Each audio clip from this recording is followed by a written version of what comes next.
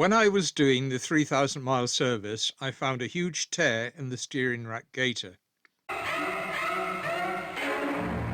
Replacing a gaiter is said to be one of the most difficult jobs on a Morris Minor, but it's not. This is how I do it. First, we need to jack the car up safely and put it on jack stands, keep it in gear, handbrake on, and wheel chocks, of course. We can chop the old gaiter to bits to remove it. Oil will have pooled in the gaiters, so this is going to be a messy operation. A big bit of cardboard on the floor is a very good idea. The gaiter ends may be fastened with metal screw clips, or if they've been changed before, they may be fastened with cable ties, like this one.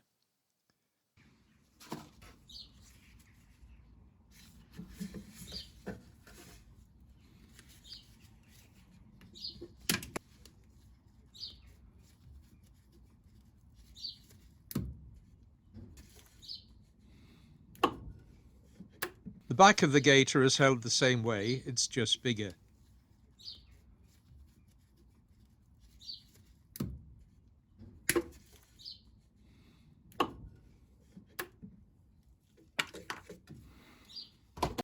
Now comes a critical step.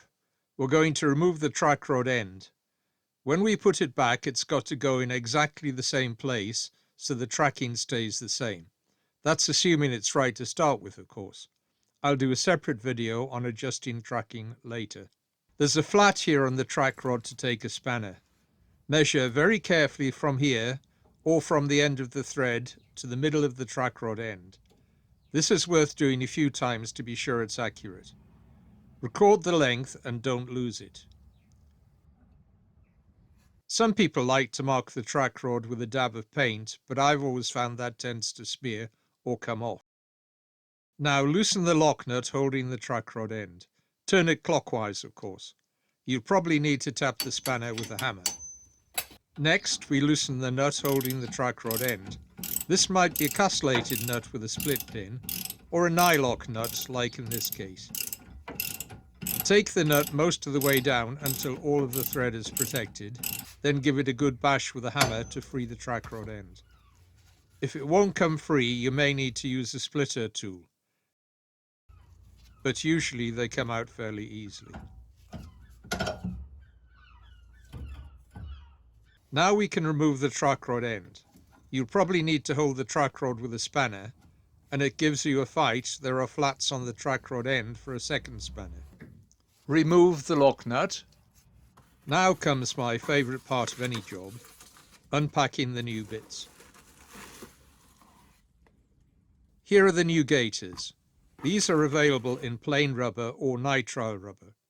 Nitrile rubber is tougher, but it's a bit stiffer. Both types can degenerate in sunlight. That's not a worry under the car, but don't store them for months in bright sunlight. I've also ordered new track rod ends.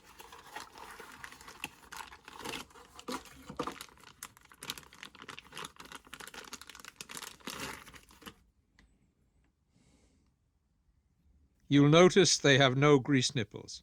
That's because they're sealed for life and need no maintenance. The big end of the gaiter needs to go over the end of the steering rack here. There's a slight ridge you can feel with your finger. There's not room to get the vernier in properly, but it's about 44 millimeters across. The wide end of the gaiter is about 38 millimeters across, so it's not going to go on without a fight, and it's in an awkward place. The trick is to stretch the gaiter. You can either improvise something or do what I do and use an exhaust pipe stretcher.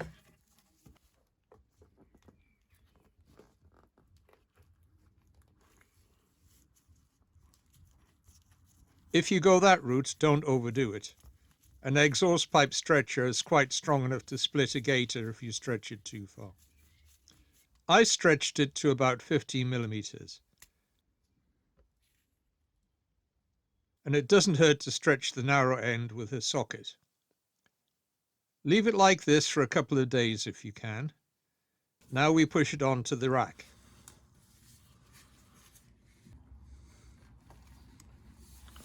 And that went on very easily. Have a careful feel around to make sure it's well over the ridge. and secure it with a cable tie.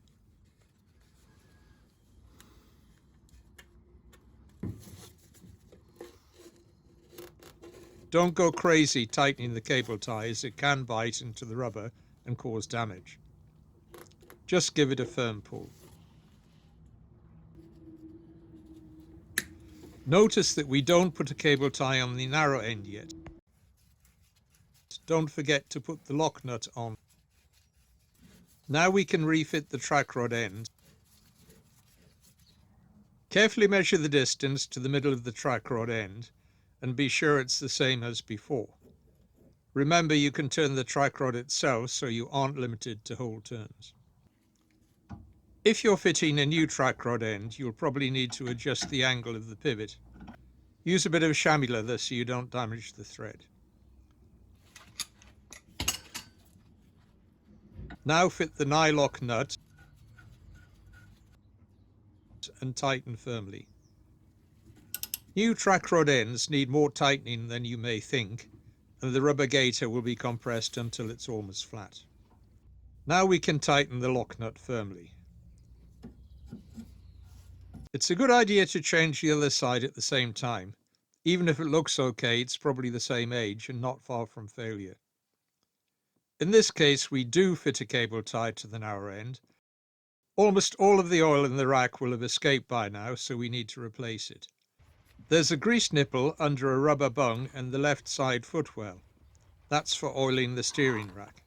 Most of the literature says fill a grease gun with oil and top up the rack. This is a very bad idea. Most grease guns aren't designed to hold oil at all, and it will leak out all over the place. There are guns that will hold oil, but they're hard to find and often very expensive. The trick here is to remove the grease nipple and fill the rack using an oil can. The nipple is down a hole, so you'll need a long, narrow 7/16 of an inch socket. Just unscrew the grease nipple until it's loose. I like to use a grease gun nipple adapter. That can grip the nipple firmly and you can remove it without any chance of dropping it.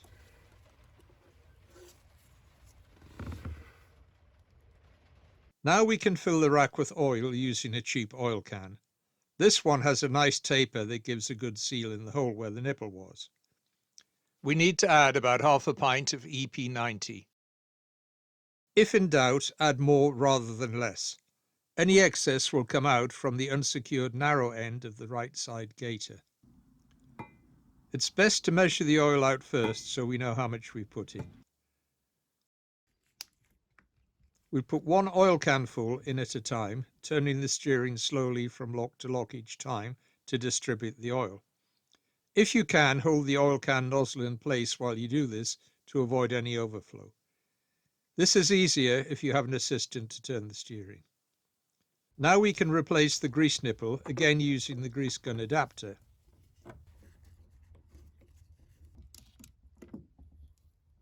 The reason we didn't fit a cable tie to the small end of the right-hand gaiter was to prevent any risk of the gaiter splitting or being forced off by hydraulic pressure. Give the rack a few final turns from lock to force out any excess oil. If no oil has come out with the nipple replaced, then you may need to go back and add a bit more.